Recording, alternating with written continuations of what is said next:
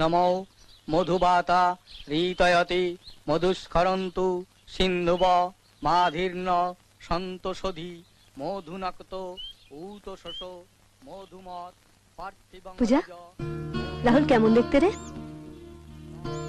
তুমি একটু থামবে? খুব সুন্দর, তাই না?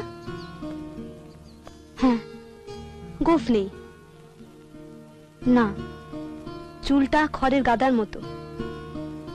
হ্যাঁ, বেশ লম্বা আর শক্ত সামর্থ্য, তাই না?